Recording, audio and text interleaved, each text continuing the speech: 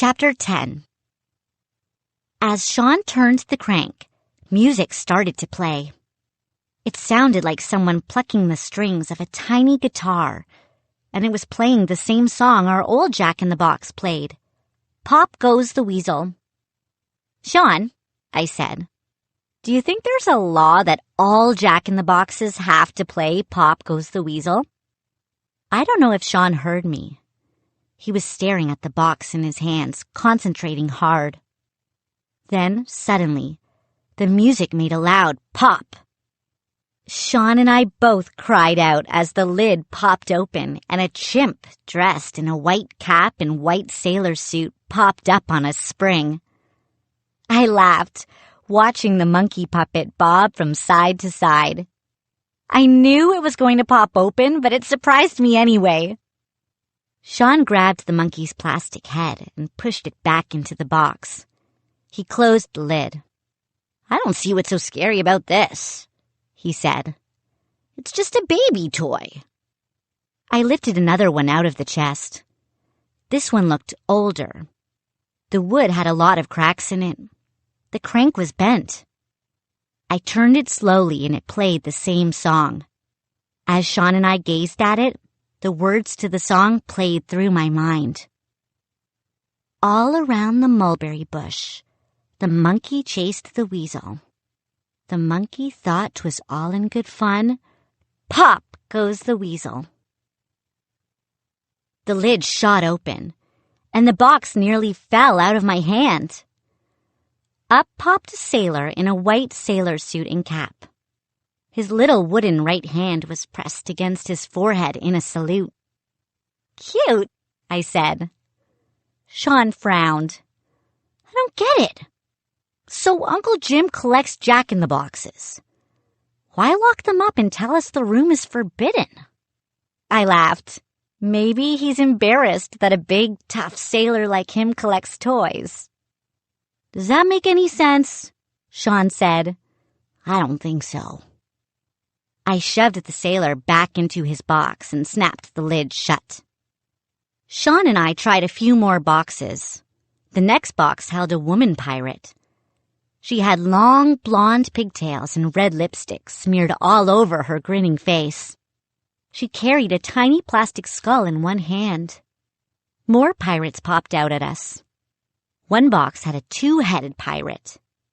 One head was smiling, one head was frowning. "That's a weird one," Sean said. "Think it was a mistake?"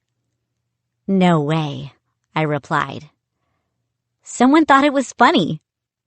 Almost all of the Jack-in-the-Boxes played Pop Goes the Weasel. A few of them played tunes we didn't recognize. I tried cranking one box backward just to see what would happen. The song played backward, but a little pirate popped out anyway. Sean sighed. "This is getting boring. I don't see why we'll be in big trouble with Uncle Jim just because we played with a bunch of old Jack-in-the-Boxes." We were nearly to the bottom of the chest. "Check this one out," I said. I leaned over the side of the trunk and pulled out an old-looking dark wood box. I raised it and blew a layer of dust off the top. "This one doesn't have a crank," I said. "Are you sure, Violet?" Sean took it from my hand and studied it carefully. "Here's a hole where the crank should go." "Maybe it broke off," I said. Again, I leaned over the side of the chest and pawed around at the bottom. No sign of a crank. "Maybe we could pull a crank off one of the other boxes and use it on this one," Sean said.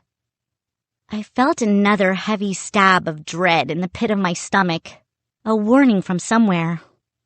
"Sean, maybe Uncle Jim doesn't want this one to open," I said.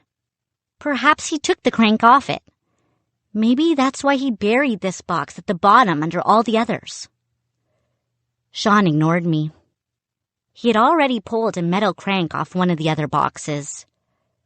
He jammed it into the side of this dusty old box. "It looks like all the others," he said.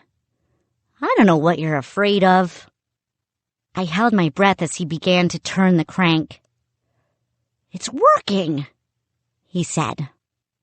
Music began to float out from inside the box. It wasn't Pop Goes the Weasel. It was deep and gloomy, like horror movie music. "Sean, stop," I said. He kept cranking. The deep, scary music played. Sean cranked faster. The music kept its low, steady drone. "Hey, it should have popped open by now," Sean said, frowning at it as he turned the crank. "Maybe it's broken," I said. "Put it back in the chest, okay, Sean? Seriously." Pop! The lid popped up, and the room exploded in a deafening, shattering blast of thunder and smoke.